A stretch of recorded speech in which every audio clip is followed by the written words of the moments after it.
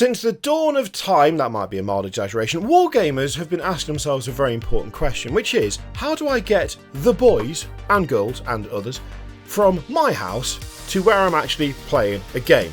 And funnily enough, this video is sponsored by WARMAG because they have the solution to that particular question. I think it's fair to say that over the years, collectively, we've come up with some decent ideas for moving miniatures around. We have the whole foam case thing, although I never really trusted that because things like this in a foam case just never sat right with me. There's too much pointy. There's too much pointy, too much delicate.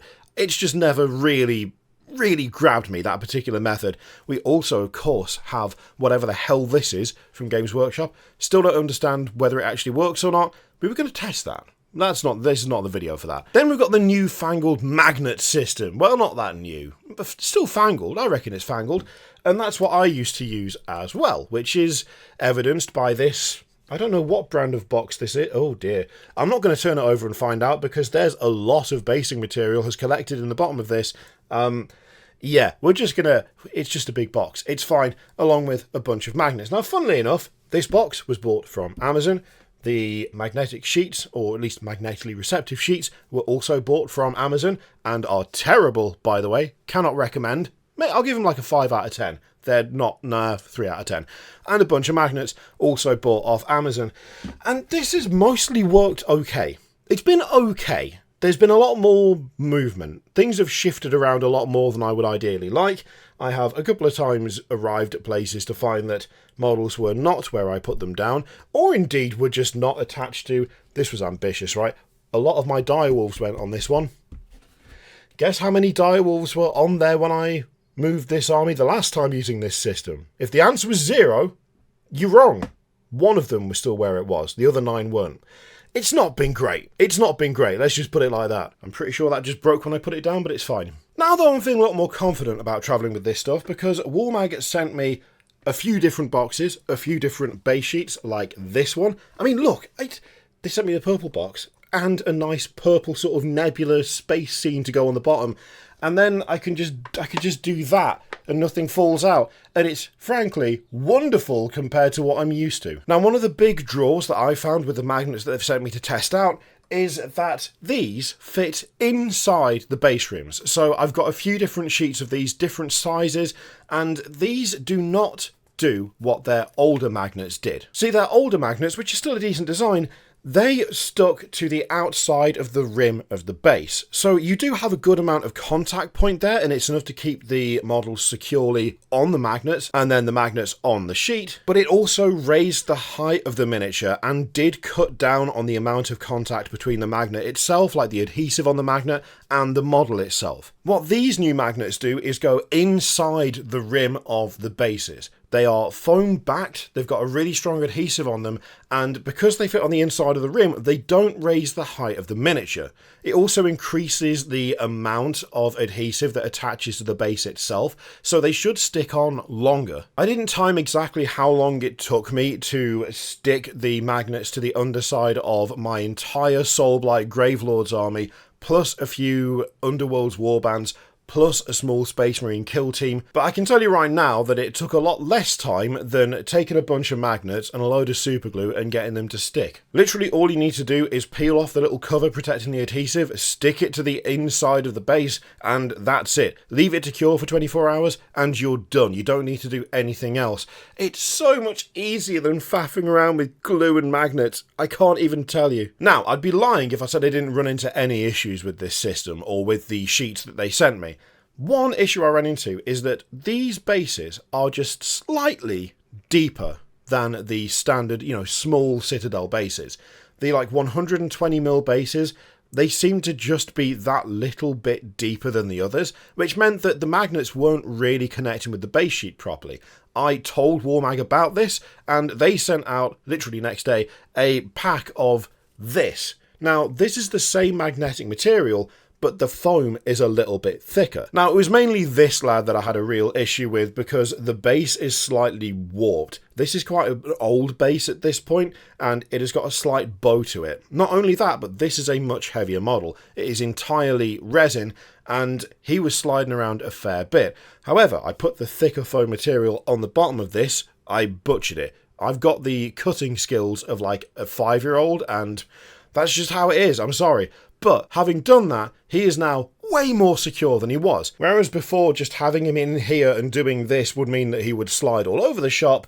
Now, a lot more stable. A lot more stable. I'm still not massively happy turning this upside down, but given that any sane person wouldn't be tipping their boxes upside down on their way to an event anyway, I feel like it's fine to not do that, you know? Now, the other issue that I found is that some of Games Workshop's bases have pegs in them, so that you can plug the miniature into the base, or they have moulded details on the base. Now, when it comes to the little pegs, especially if it's just one off to one side, like that one, you can just cut the magnet. A big chunky pair of scissors does the job, and that's pretty much sorted. Like, that's fine. I can now put that on one of the base sheets, and he won't go anywhere. He's pretty damn secure. With the moulded bases, it's a little bit more tricky. Now, I did toy with the idea of filling the gap in with a bunch of green stuff or something, or using like bits of sprue, but the miniatures that I had, I didn't really need to do that. I just chopped the pegs off, making sure the miniature was glued to the base properly first, obviously,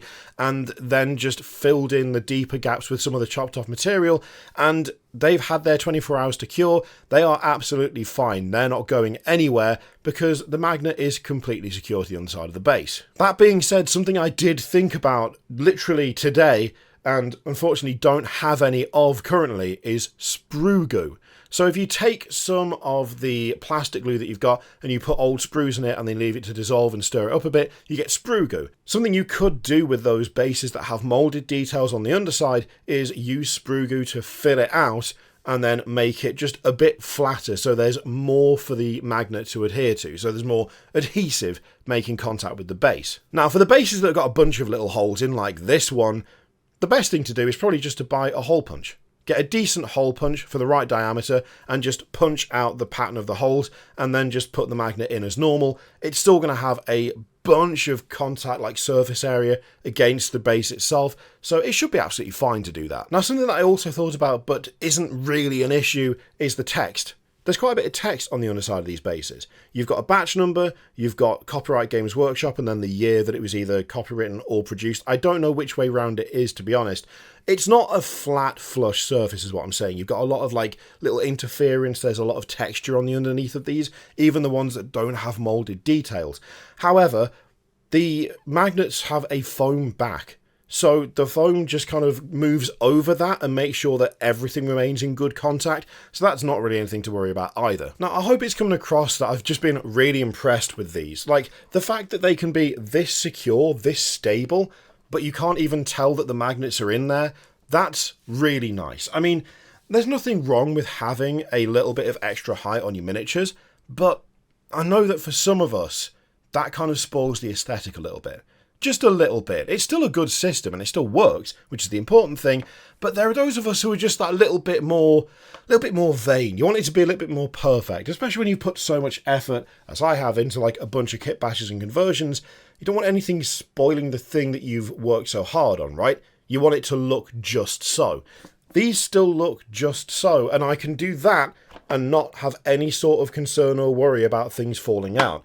That's pretty damn good in my eyes. Now, there's going to be a link to WARMAG in the description and in the pinned comment, and there's also a discount code running right now, which is Kirioth25, which if you use that, you'll get 25% off your order.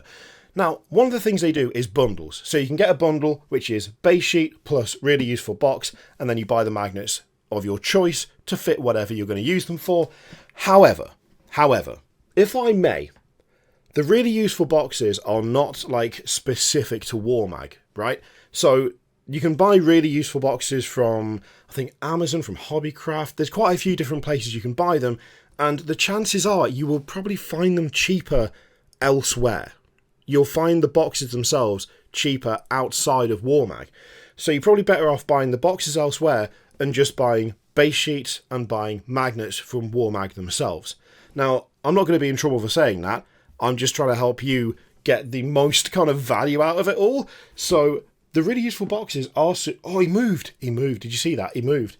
I mean, to be fair, it's so heavy, I'll let him off. The really useful boxes are like the template for the base sheets. So they will fit these absolutely no problem, perfectly. In fact, that's what they've been designed for. but just because they fit the really useful boxes that WARMAG sells doesn't mean you need to buy those boxes from WARMAG themselves. In terms of why these are so secure compared to using like magnetic sheets that you buy off Amazon and buying just a bunch of magnets, it's just like the surface area of it. Like, there's so much more in contact with the base sheet there than if you just used, I don't know, one of these, for instance. Like, there's just a lot more contact going on, which just means that they adhere that much better, and it just makes them that much more secure. I just keep doing this because I can. And frankly, I would not have dared do anything like this. I wouldn't have dared turn my other system to the side, even slightly. That is about the limit of what I would have gone, and half of it would have slipped all over the place. This, it's just that secure. And that makes me really happy, because God knows I spend enough time kit bashing and painting these armies. I do not want them sliding all over the shop, and now they don't. Thank you very much to WARMAG for sponsoring this video. Thank you for sending me a bunch of stuff to try out. The communication off them is incredible. The things that they've done with the magnets are as a direct response to the community asking for a system that is less obtrusive but still as reliable, and that's what they've done. So yeah, there's a link in the description, there's a link in the pinned comment. If you use Kirioth25, you will get a discount at checkout. Make sure to check them out on Instagram as well, at WARMAG Official. It's probably not going to be what you think it is, but it is going to be pretty good. As I've said before, don't feel that you need to get the really useful box directly from them. You can get it somewhere else, probably a little bit cheaper, but the system itself, I mean, it's pretty damn good, and I'm really, really happy with it.